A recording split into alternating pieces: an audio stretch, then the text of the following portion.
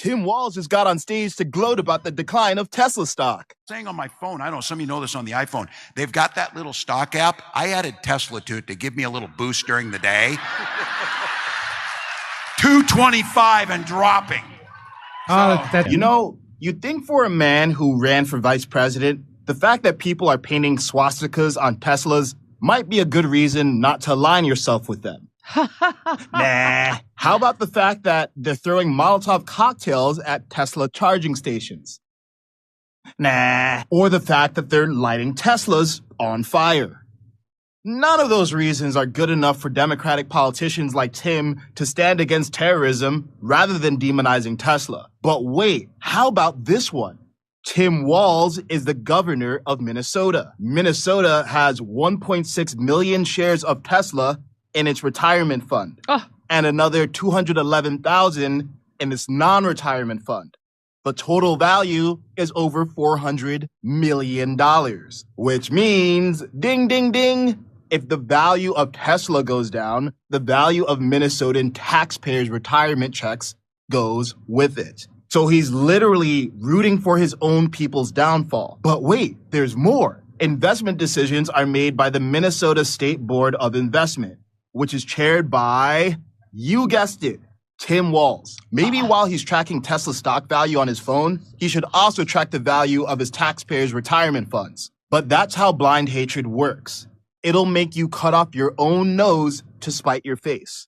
It'll make you root against the electric car company that you praised a year ago for fighting against climate change.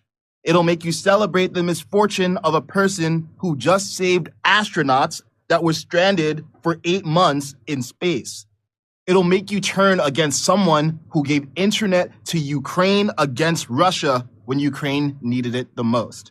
It'll malign you against those who build and align you with those who destroy. It'll make you a person who can't win, but is happy to see others lose. It'll make you want to hurt others, even if it hurts you. I mean, I came across that. You probably, if you're burning a Tesla or throwing a swastika on it, you're probably doing it to another Democrat, because most Democrats bought those cars. Yeah. You know, I mean, just because he went to go to, he went over and you know, ran with Trump does not mean that all of a sudden everyone who bought a car is a Republican. Right. It's like that's what they mentally think, because what that guy is saying is true. If just being Trump deranged this is what makes happens. you forget about your values. Yeah. You know, it does. It just makes you good, and that just shows you that your whole way of living was weak to begin with. Yeah. Because there are a lot of things that can, you know, that can make me angry, but I'm not going to forget God. Yeah. You know, like my belief in Christ, just so I can be mad at liberals. Like I'm not going to do that, or you know, because if Trump was to lose, I'm not going to forget my own values. You know, I mean, these people are completely becoming what it is that they actually think they're fighting for. Right. They think they're fighting for fairness and for safety, but they're becoming the people who are unfair, unsafe to be around, scary. They need to be locked up, most of them. You know, this is what they are. It will make, and Tim, again, he lived in the George Floyd, right? Yeah, he did. That was the George Floyd. And whole city burned down. He let that whole city burn down. And in fact, his wife, I lifted the window up so I could smell the tires burning. Like, these people are destructive human beings. Kamala Harris had a fund where she was trying to get criminals out of jail during that whole debacle. People have the derangement syndrome is so severe that it's almost like I said last time, there should be some type of rehabilitation center. But I really kind of mean that. It goes right, like you said, you cut off your nose to spite your face. Right. That's what you're doing. You just don't like him. So no matter how much he's helping the country, no matter how much he's helping you, it's him. And as long as it's him, it's bad.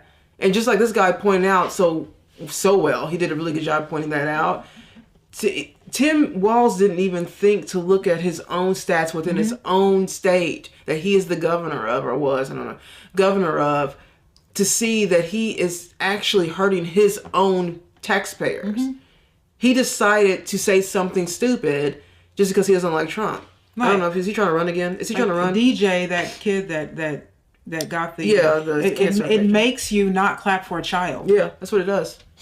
a woman who lost her daughter by an illegal immigrant. Trump derangement syndrome makes you, and they didn't even care about this woman standing up. They didn't clap for her. You know, it makes you go. We have friends that are never going to be our friend again just because we're Republican.